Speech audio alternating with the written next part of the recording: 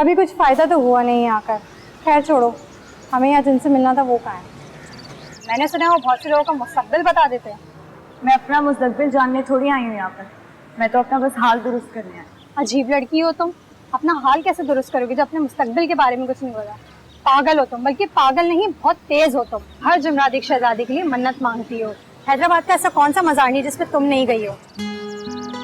मैं किस जगह की शहजादी हूँ जो मैं किसी शहजादे के लिए मन्नत मांगूंगी? मुझे बस जो चाहिए वही मिल जाए काफी है। वालेकुम अस्सलाम। बाजी आप लोग एक एक करके अंदर आकर मिल सकती हैं। मूसा भाई अपनी नमाज पढ़ चुके। देखो नजर, पहले मुझे जाने दो। मेरा एक मसला है, तुम्हारे बहुत सारे। मैं ज्यादा देर नहीं लगाऊंगी अंदर, ठीक है?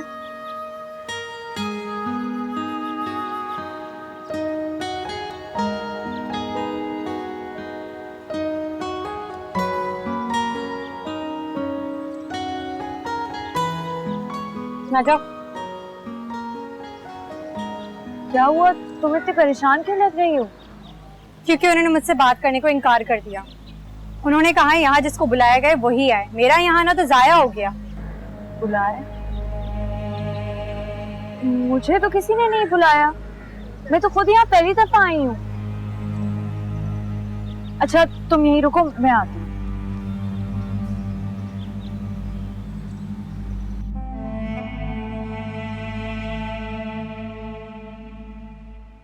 अस्सलाम वालेकुम मूसा भाई।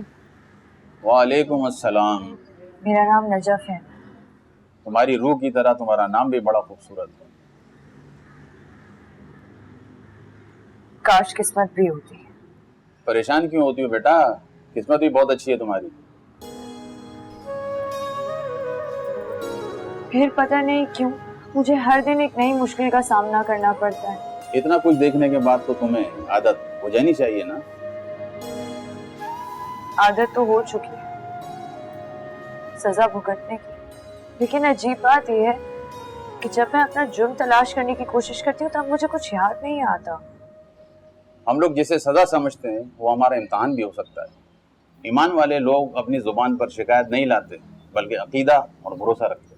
बस शायद यहीं मैं कमजोर पड़ जाती हूँ। कोई तुम्हारे लिए उस वक्त तक कुछ नहीं कर सकता जब तक तुम खुद अपने लिए कुछ नहीं करोगे। और तुम्हें तो अपने अलावा दूसरों के लिए भी बहुत कुछ करना है, बड़ी कुर्बानियां देनी है। अभी से घबरा जाओगी आगे कैसे बढ़ोगी? लेकिन जिस इंसान को मंजिल का ही ना पता हो, वो ना खुद की मदद कर सकता है और ना दूसरों की। अब मैं कहाँ जाऊं? इस रास्ते पर जो तुम्हें मिल तो गया है लेकिन तुम उसे पहचान नहीं पा रहे और इसके लिए बड़ी हिम्मत करनी पड़ती है। अल्लाह जानता है, सिर्फ हिम्मत ही तो मैंने की है जो मैं आज जिंदा हूं। मैंने हमेशा से दुआ की कि मुझे ज्यादा ना मिले लेकिन थोड़ा ही मिल जाए। लेकिन अब मुझे लग रहा है कि मेरे पास जो थोड़ा बहुत भी था वो भी अब मेरे हाथों से निकलता जा रहा है। मेरे घर के हालात ठीक नहीं थे, फिर माली हालात भी खराब हो गए, रिश्ते भी छूटने लगे। मैंने दुआ की थी मूसा भाई कि मेरे अब्बा को एक बहुत अच्छी सी नौकरी मिले। अब नौकरी मिली है तो मुल्क से बाहर।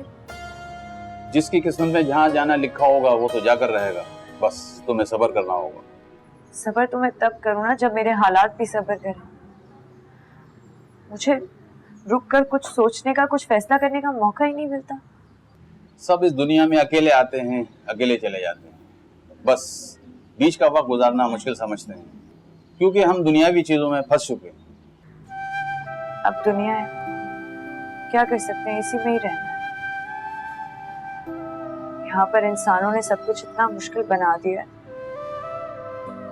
कि हम इससे निकल ही नहीं पाते। लेकिन जब तुम इरादा कर लोगी तो तुम खुद ब खुद निकल जाओगे और वो वक्त बहुत खूबसूरत होगा। तुम्हारे सारे मसले खुद हल हो जाएंगे और फिर से नई शुरुआत होगी जिसमें कभी कोई दुख तकलीफ तुम्हें छूकर भी नहीं गुजरेगी इंशाल्लाह।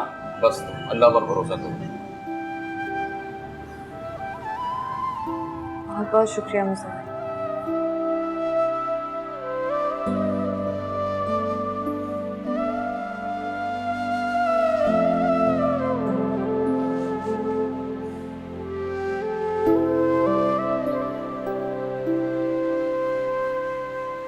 सुनिएगा।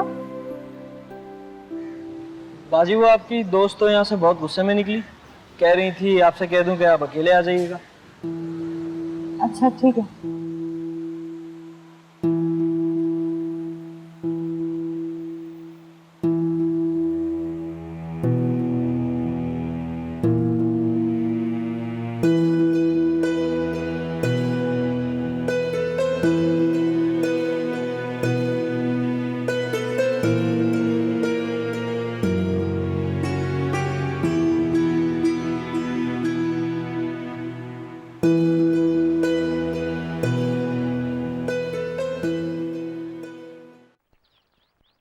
आज तो मैं गई, मेरा टेस्ट बहुत बुरा हुआ है।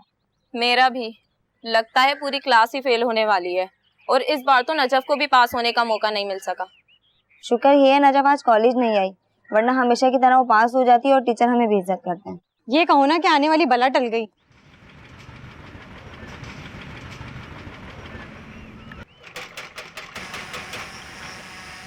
ये लो, एक मुसीबत खत्म और ये शुरू। अब पूरा दिन मजदूरों के झगड़े, मशीन की आवाजें और गंदी बदबू बर्दाश्त करो। मुझसे तो ये बदबू बर्दाश्त ही नहीं हो रही है। जब तक कि पास वाले प्लॉट में काम हो रहा है, टीचर को चाहिए था हमें छुट्टियां दें। भला जाकर कोई मैडम से बात क्यों नहीं करता है? यार चलो हम पूछते ही क्या तमाशा है, कॉलेज के साथ फैक्ट्री कौन लगाता है? हाँ, बड़ा अच्छा रिकॉर्ड है हमारा कि मैडम हमारी बात सुन लेंगी। मैडम का मिजाज नहीं जानती, बेइज्जत करके निकाल देंगी जैसे हमेशा निकाल देती हैं। अब इसे ही देखो कितनी ढीठ है। कुछ भी कर लो, कॉलेज जरूर आना है। लगता है किसी कीचड़ में गिर गई थी। कपड़े देखो इसके। हाँ सही कहा, इसे बहुत शौक है ना हक और सच्चाई के लिए खड़े होने का। क्यों ना हम इसे मैडम के पास भेज दें? मैडम के पास क्यों, हम इसे कॉलेज के मालिक के पास लेके जाते हैं। समझो मेरी बात, कॉलेज का आँख का तारा बना घूमती है, ये बहुत अच्छा मौका है हमारे पास। कैसी हो तुम? कब से हम तुम्हारी ही तारीफें कर रहे थे। रहने दो, अगर तुम लोगों को इतना प्यार होता ना मुझसे तो मुझे यूं मजार पर अकेला छोड़कर नहीं आता। पता है मैंने तुमको देखा भी, आवाजें भी दी, लेकिन तुमने तो सुना ही नहीं। फिर मैं कीचड़ में गिर गई तो टेस्ट भी रह गया होगा। इसकी फिक्र तो छोड़ो तुम, पूरी क्लास ही फेल होने वाली है। और जो ये तुम पर आए दिन मुसीबत आई होती है, कुछ नेक काम करोगी तो शायद किस्मत खुल जाएगी। यार इतना तो ख्याल रखती हूँ सबका, अब बता दो मैं और क्या करूँ? नजफ देखो, तुम्हें तो पता है ये कॉलेज और साथ वाला प्लॉट मलिक इकबाल का है, और वो यहाँ फैक्ट्री लगा रहे हैं। इस सबसे हमारी सेहत पर फर्क पड़ेगा, वो भी शहर के बीचों बीच। ये नहीं होना चाहिए। दूसरे स्टूडेंट्स का सोचो जो पीछे हॉस्टल में हैं। तुम्हें पता है ना ऐसे फैक्ट्री से कितनी जहरीली गैस आएगी। नजफ तुम्हें जाकर कुछ करना होगा, पूरा कॉलेज तुम्हारी तारीफ करता रहता है और तुम्हें कोई कुछ कह भी नहीं सकता। हमारी आखिरी उम्मीद ही तुम हो। अब नजफ अब ये बताओ, ये तो कोई इंसाफ नहीं है। हमने मैडम से बात की थी लेकिन उन्होंने हमारी एक नहीं सुनी। अगर तुम मलिक इकबाल से जरा बात करो तो शायद वो तुम्हारे कहने पर अपना फैसला बदल दे। अच्छा देखो, मैं जाने के लिए तो तैयार हूँ, लेकिन तुम लोग भी चलोगे ना मेरे साथ? हाँ हाँ चलेंगे। चलो अब क्लास के लिए देर हो रही है, चलते हैं। पता चले टीचर हम डांटना शुरू कर दें हमें। वैसे इतनी देर हो गई है पता है।